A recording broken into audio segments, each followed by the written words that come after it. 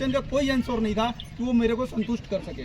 उनके पास कोई क्वेश्चन का मेरे क्वेश्चन का आंसर नहीं था, तो उन्होंने मुझे संतुष्ट नहीं कर सके। फिर मैंने उनसे पूछा आपका नेक्स्ट मूवमेंट कब होगा? वो कह रहे हैं कि आपको नेक्स्ट मूवमेंट हम अभी बता नहीं सकते, हमारे को कोई प्लान नहीं है। फिर जैसे ही मैंने अब 2-3 क्वेश्चन और किया, वो फिर सीओ मैडम थी यहाँ से, अथॉरिटी थी, पूरी टीम थी, फिर उन्होंने यहाँ से मूवमेंट करना शुरू कर दिया। फिर मैंने दोबारा उनसे कहा, कह रहे कि आप क्या हो बिल्डर? मैं बोला मैं बिल्डर नहीं। जैसे ही मैंने अब 2-3 क्वेश्चन और किया, वो फिर सीओ मैडम थी यहाँ से, अथॉरिटी थी, पूरी टीम थी, फिर उन्होंने यहाँ से मूवमेंट करना शुरू कर दिया।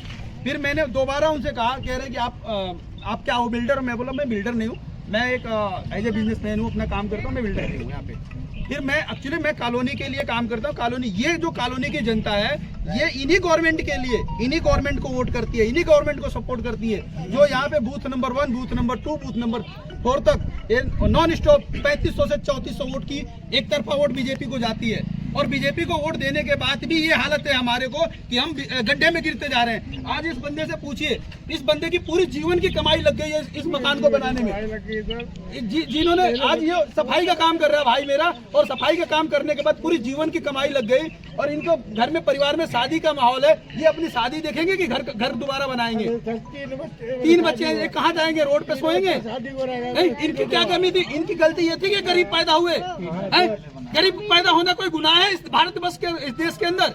ये उत्तर प्रदेश के अंदर गरीब पैदा होना गुनाह है, सबसे बड़ी गुनाह है उत्तर प्रदेश में गरीब पैदा होना। तो देखिए यहाँ पे जो है मैं रिक्वेस्ट करूंगा, और सभी लोगों की तरफ से जो यहाँ रह रहे हैं उनसे रिक्वेस्ट करूंगा, माननीय जो है मुख्यमंत्री योगी आदित्यनाथ अपना जो है थोड़ा बहुत अपना इधर गरीब आदमियों का भी ध्यान रखें, और सबका ये शोषण नहीं होना चाहिए। शासन और जो भी गुनहगार है उनको जो है कड़ी से कड़ी सजा मिलनी चाहिए। मैं कह रहा हूँ, इस न्यूज के माध्यम से कह रहा हूँ, इस बंदे को मुआवजा मिलना चाहिए।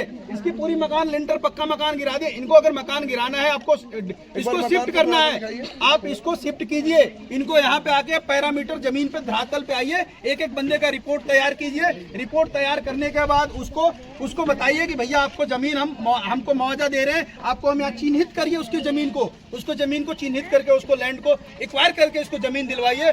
मैं गवर्नमेंट से कहूंगा कि भैया इसका पूरा मुआवजा मिलना चाहिए, गवर्नमेंट को पूरा मुआवजा देना चाहिए, जो भी इसका खर्चा है जो इनको देना चाहिए। ठीक है, मकान तोड़िए, मकान को शिफ्ट कीजिए, कोई दिक्कत नहीं है। मैं पूरी पब्लिक के सामने कह रहा हूँ, पब्लिक भी संतुष्ट करिए, लेकिन वो पूरी जीवन की कमाई लगा दे, उनकी गलती नहीं है। आप उनको कहीं ना कहीं जगह दीजिए, चिन्हित कीजिए, चिन्हित करके आप जगह दीजिए। गवर्नमेंट का काम है, और ये गवर्नमेंट के लिए ही काम कर रहे हैं लोग। ये आप ही के लोग हैं, ये बाहर के लोग नहीं है, ये हिंदुस्तान के लोग हैं, और ये उत्तर प्रदेश की जनता है।